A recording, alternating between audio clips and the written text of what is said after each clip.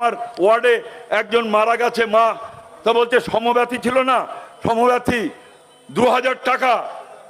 তো সে তাকে জিজ্ঞেস করলাম, হ্যাঁ রে তোর মা মারা গেছে, টাকা পেয়েছিস? তা বলে হ্যাঁ কাকা পেয়েছি। কত পেয়েছিস?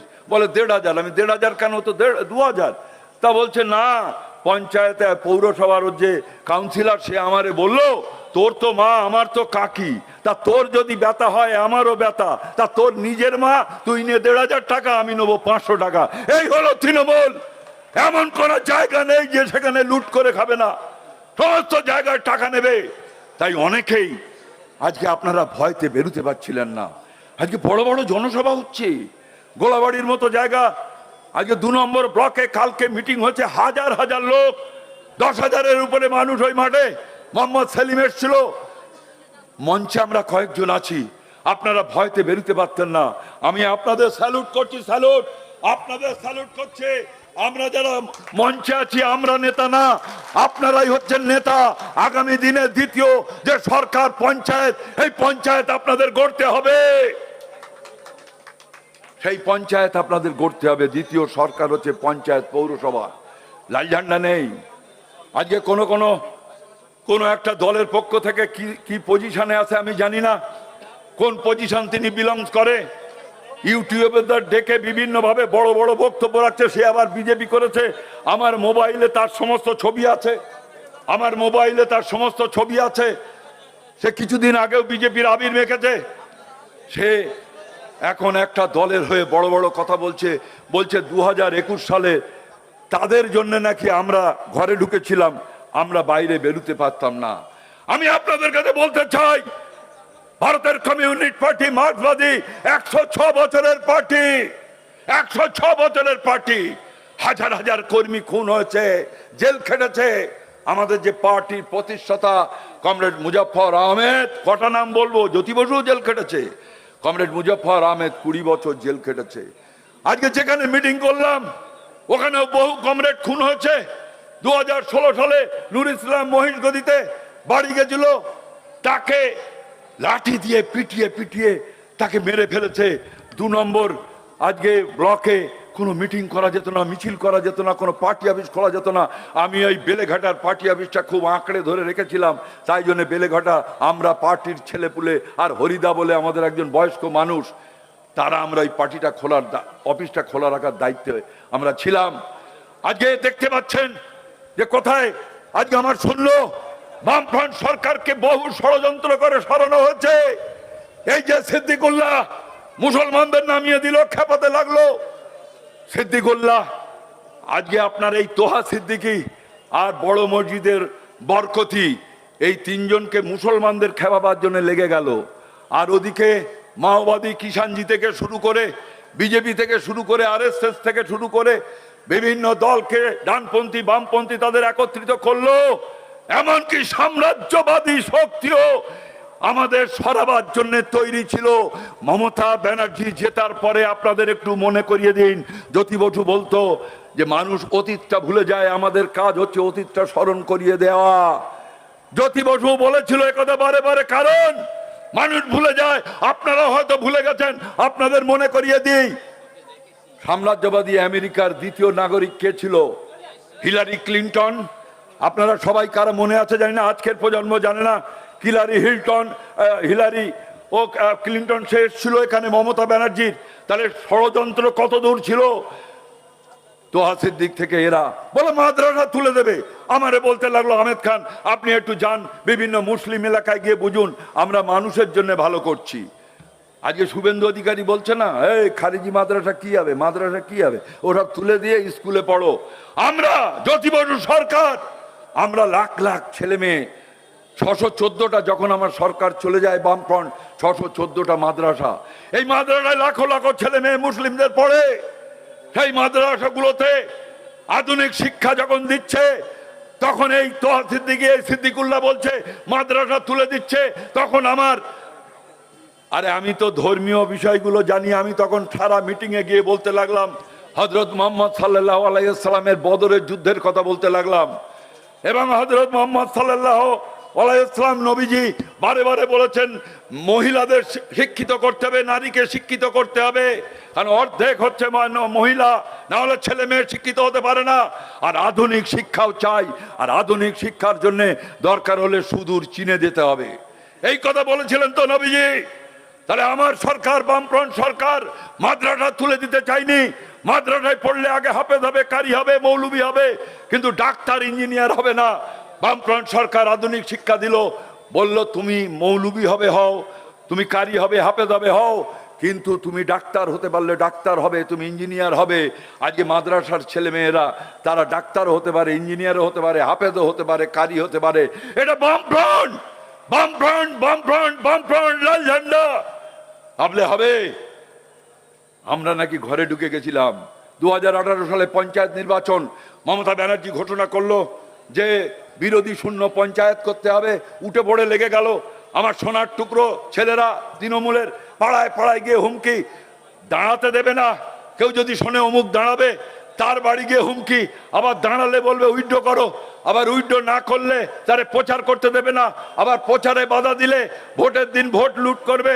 আবার যদি আপনি ভোটটাকে ঠিকভাবে করিয়ে নিতে পারেন তাহলে আপনার কিন্তু দর উঠে গেল, আপনার দর উঠে গেল।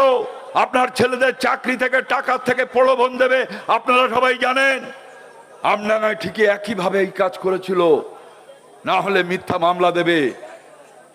2018 সালে পঞ্চায়েত দুটো, তারাবেড়িয়া আর হচ্ছে আপনার ওখানে তারাবেড়িয়া, আর একটা হচ্ছে আমার বোদাই, এই দুটো পঞ্চায়েত, সেখানে আমরা সংখ্যাগরিষ্ঠতা করলাম। 28 তারিখে বিকাশ রঞ্জন ভট্টাচার্যকে দিয়ে সেখানে ফ্রি অ্যান্ড ফেয়ার ইলেকশনের জন্য অর্ডার নিয়ে আসা হলো। 28 তারিখে এই অর্জুন সিং পার্থ ভৌমিকরা, এই অভিষেক ব্যানার্জির নেতৃত্বে নির্দেশে বোমাবাজি হলো, আমাদের 3 জন খুন হলো, 2 জনের হাত উড়ে গেছে, 115 জনের নামে মামলা, 3 বছর 3.5 বছর জেলে। আমি 4 মাস জেলে ছিলাম, 1.5 বছর আমার জেলায় ঢুকতে দেয়নি। আর একটা দলের চ্যাংড়া ছেলে কোন পদে আছে জানি না, সে বড় বড় ওই ইউটিউবে বলছে আমরা নাকি ঘরে ঢুকে গেছিলাম। 80,000 15 বছরে আমাদের কমরেডদের নামে মামলা। এই যে আমাদের মীনাক্ষী বসে রয়েছে, আমি রাজ্য যখন সম্মেলন, ওর যে আপনার ক্রেডেন্সিয়ালে লিখতে হয় আপনি কত কমার্স জেল খেটেছেন, বাড়ি ছাড়া ছিলেন কিনা, ওর 41টা মামলা, 41টা মামলা স্যালুট জানাতে হয়। আমাদের নামে এরকম বহু মামলা আছে, 100-র মতো খুন হয়েছে। এদের আমলে আমরা ঘরে ঢুকেছিলাম। যারা এইসব কথা বলছে বন্ধ করুন কথা। আমি বলতে চাই, আপনারা তো এবারে নির্বাচনে দেখেছেন যে কিভাবে মেরুকরণ হয়েছে মুসলিমরা। এই হাড়োয়া বিধানসভায় মাতিন সাহেব যা ভোট পেয়েছে, বিজেপি এবং আমাদের সমর্থনে যে প্রার্থী ছিল, সেই দুটো ভোট এক জায়গায় করলে 8,000-এর উপরে মাতিন সাহেব জিতবে, যদি দুটো ভোট এক জায়গায় করা যায়। কারণ এই বিজেপির সর্বনাশা থেকে তারা মুক্তি চেয়েছিল। তাই আপনাদের কাছে বলতে চাই, তৃণমূল কংগ্রেস আর আসবে না। কিরকম বিরোধী দল হলো দেখলেন, কিরকম বিরোধী দল হলো। যারা হারলো, এই যে আপনার সুজিত বসু, শওকত মোল্লা, যে মারচোর শওকত মোল্লা, সুজিত, আজকে আর ওই আপনার যে কি বলে ওই উদয়ন গুহ থেকে শুরু করে যারা হেরেছে তাদের ধরে ধরে জেলে পুরেছে। আর যারা জিতেছে রতিন ঘোষ সহ, যারা ঋতব্রত সহ, তাদের শুভেন্দু অধিকারী তাদেরকে বগলে করে নিয়ে হোটেলে বসেছে। যারা বিজেপিকে ভোট দিল তাদের উদ্দেশ্যে বলতে চাই, এই কারণে কে বিজেপিকে ভোট দিয়েছিলেন। যারা হেরেছে তারা জেলে, আর যারা জিতেছে সব শুভেন্দু অধিকারীর কোলে। কিরকম হলো, শুভেন্দু অধিকারীর কোলে বসে রয়েছে। আপনাদের বিচার করতে হবে না যারা কারা বিরোধী দলনেতা। বিরোধী দলনেতা হচ্ছে মুখ্যমন্ত্রী, তার হোটেলে বসে আজকে মিটিং হচ্ছে। আবার লোকসভায় যাবে বলে ওই যে কি যেন কি দল, ওই একটা নতুন দলও মনেও রাখতে পারি না, সেই দলে হ্যাঁ এই দলে গিয়ে যুক্ত হয়েছে 20 জন কাকলি ঘোষ দস্তিদার সহ। আজকে সেখানে তারা উঠেছে। কারা ভোট দিল বিজেপিকে? আজকে চুনোপুটি গুলো ধরছে, চুনোপুটি। যারা 5 কোটি 10 কোটি তাদের কোমরে দড়ি দিচ্ছে, তাদের কারুর বলছে ক্ষমা, হাত জোড় করে রাখো, কারুর বলছে কান ধরো, তার প্রতিবাদ করছে যারা, আবার তাদের বলছে রাষ্ট্রদ্রোহিতার আইনে তাদের আটকাও। হ্যাঁ, যদি আন্দোলন করে ওটা তো আইনে নেই, সে যদি চুরি জোচ্চুরি করে তারা ধরে জেলে পড়ো, তার কোমরে দড়ি দিয়ে হাওড়া পাড়া ঘোরাবে। যতই সে তৃণমূল করুক, যাই করুক, চোর নিয়ম আছে। আজকে তাদের কোমরে দড়ি দিয়ে তুমি ঘোরাচ্ছ। আমি বলতে চাই এটা তো করা যায় না। আর যারা এর প্রতিবাদ করতে গেল, আমি মুখ্যমন্ত্রী, পুলিশ মন্ত্রী, আমি বলছি যে ওদের অ্যারেস্ট করা হোক, এবং অ্যারেস্ট করে এসপি সাহেবকে বলছি রাষ্ট্রদ্রোহিতা আইনে তাকে আটকে রাখা হোক। পারে না কে? ওই যে ইমতিয়াজ বলছিল না, আপনার ওবিসি তো ঘুটে দিয়েছে, ওয়াকফ সম্পত্তি ঘুটে দিয়েছে, জুম্মা মারে বলছে মসজিদে গিয়ে কোনো সন্ত্রাসীবাদী কথাবার্তা বলবে না, উন্নয়ন এত হয়েছে, কোরআন শেষ হয়ে যাবে, বাইবেল শেষ হয়ে যাবে, গীতা শেষ হয়ে যাবে, ওনার উন্নয়ন শেষ হবে না। একটার পর একটা মন্দির, একটার পর পরে রাম মন্দির তৈরি হয়েছে। যারা রামকে ভালোবাসে তারা টাকা দিয়েছে, কোটি কোটি টাকা রাম মন্দির হচ্ছে। আপনার আমার ট্যাক্সের টাকায় হয়নি। কিন্তু মমতা ব্যানার্জি একটার পর একটা মন্দির করেছে। দীঘার মন্দির 205 কোটি, 405 কোটি টাকা দিয়ে। আবার সে মন্দির করে সুখ হয়নি, পেঁড়া গজা দুয়ারে সরকারে দিয়ে হিন্দুও খাবে, মুসলমানও খাবে, সব খাবে। 240 কোটি টাকা দিয়েছে দক্ষিণেশ্বর, আমি অন ক্যামেরা বলছি তো।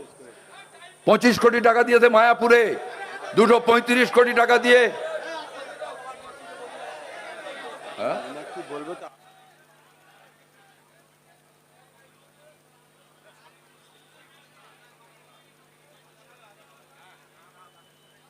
তো সেই জন্য বলছি যে আজকে একটার পর একটা মন্দির করেছে। ইমামদের ভাড়া 500 টাকা, ওয়াকফ বোর্ডের টাকা, মুসলমানের টাকা মুসলমানের দিত, আর হাজার হাজার কোটি টাকা মন্দিরে। সেই জন্য আপনাদের কাছে বলতে চাই, আর যে সরকারটা এখানে ক্ষমতায় এসছে, সেই ক্ষমতায় যারা এসছে 450 টাকার গ্যাস কোথায় গেল, 2 ইউনিট বিদ্যুৎ ফ্রি কোথায় গেল? সে বলছে রাষ্ট্রদ্রোহিতা আইনে ধরাও, গুন্ডা দমন আইন চাইছে। 4টে কোর্টের মাধ্যমে শ্রমিকদের আজকে সর্বনাশ করতে চাইছে। কৃষকের কি হাল আপনারা জানেন। আজকের এই বাজেটে কৃষকের কোনো কথা নেই। তাই আপনাদের কাছে বলতে চাই যে সরকারটা এসছে তার বিরুদ্ধে লড়াই করতে হবে। একমাত্র লাল ঝান্ডা, লাল ঝান্ডা, লাল ঝান্ডা ছাড়া এই সরকারকে হটাবার কারো শক্তি নেই। আপনাদের কাছে বিনম্রভাবে অনুরোধ করছি, আপনারা সবাই লাল ঝান্ডার নিচে এসে পাড়ায় বুথে বুথে আপনারা সংগঠিত হন, শক্তিশালী সংগঠন গড়ে তুলুন। এবারে আর মুখোশের আড়ালে নয়, সামনাসামনি লড়াই হবে এবং পরাজিত আমরা করব করব করব। এই সরকার সরবে। সবাইকে সংগ্রামী অভিনন্দন জানিয়ে আমার বক্তব্য শেষ করছি। ইনকলাব জিন্দাবাদ, সিপিআইএম জিন্দাবাদ।